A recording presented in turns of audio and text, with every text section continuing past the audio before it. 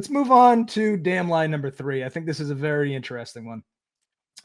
This is something we hear all the time, which is that rural America is much safer than our cesspool cities.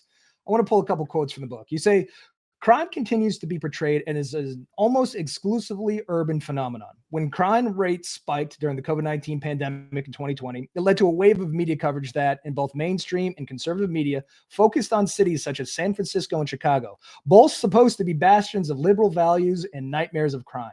What wasn't a topic of extended discussion in the media was the fact that at the same time, there was dramatic crime increase in rural areas where violent crime rose 25% in 2020.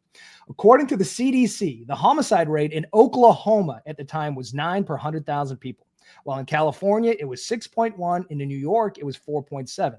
Oklahoma's violent crime rate has been higher than either New York or California for 2 decades. In a detailed examination of the geography of gun violence, Political Magazine's Colin Woodward showed that gun deaths were rated lower per capita in New York City than in red America enclaves, where Second Amendment advocates repeat more guns equals less crime talking points. Total gun deaths, of course, include suicides. In 2021, more than half of U.S. gun deaths, 54%, were suicides. This area also has the highest rate of pregnancy-related deaths. They were hit hard by the opioid crisis. I suspect that there's a lot of unreported crime as well. It just seems like a weird place to idolize as a crime-free utopia. Why do we do it? Well, the funny thing here, I'll tell you 2 little anecdotes, one of which is in the book, and one of which I'm not sure if it's in the book because it happened subsequently. Kevin Stitt, the governor of Oklahoma, was in a debate during his reelection campaign in 2022, and the Democratic governor pointed out that Oklahoma has higher per capita violent crime rates than New York City. And when it was his turn to speak, he just put his hands up and said, does anybody really believe that? And it's true, and it's the fact of the matter is the Oklahoma governor didn't know it, or worse, he damn well knew it was true, but he knew that because all of his supporters listen to talk radio all day and Fox News or OANN, that they're fed a steady diet of crime in the cities and crime in the cities and crime in the cities.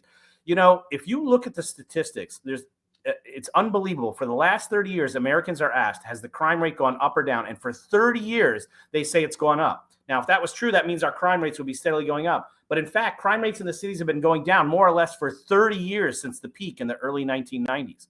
Imagine a world where I took a poll every year for 30 years and asked people, do you think the price of higher education is going up? And every year they said, no, it went down, and it went down, and it went down, and it went down, even though it has been going up for 30 years. You find me a disconnect between the public perception and the actual public policy statistics from the FBI. You can't find one. The country believes it's getting more crime-ridden, particularly in cities, for 3 decades, even though it's going in the opposite direction. And that's because they get fed a steady diet of propaganda day after day and on talk radio hour after hour. And it's clearly a media issue because, again, like the gray, uninteresting middle doesn't sell. Murders sell and they get clicks and they get views.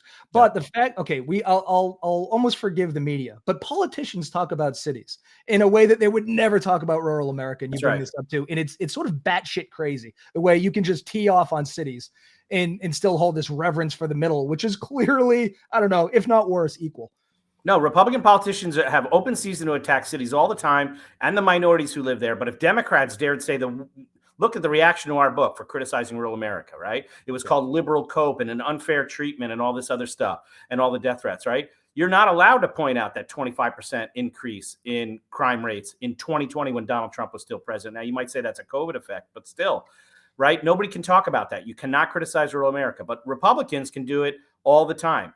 And there's a clear double standard here. Republicans are told that they can attack cities and never make any outreach. But Democrats, and those are their least likely voters, minorities in cities, but Democrats have to pander and cater to and talk nicely and never condescend to rural white voters, their least likely voters. And that's why they're petrified to ever criticize anything that ever goes wrong or blame the politicians who run rural America. It's a complete double standard. And by the way, J.D. Vance famously said, I got to go to New York City. It's like season 1 or season 4 of The Walking Dead. But J.D. Vance lives in Cincinnati, which has a higher per capita crime rate than, guess what? Bing, bing, bing, New York City. Now, Fox News headquarters, they must be in the middle of America, right? Nice, where they Oklahoma. Yeah, they're in Manhattan, where they're against masks and the vaccines, but everybody has to have a vaccine and wear a mask at Fox News. It's so strange, almost hypocritical, you would say. All right, here's one more thing about the more guns, less violence thing. I just looked this up. Anecdotally, there are about 345 million Americans. there's about 400 million guns on the streets.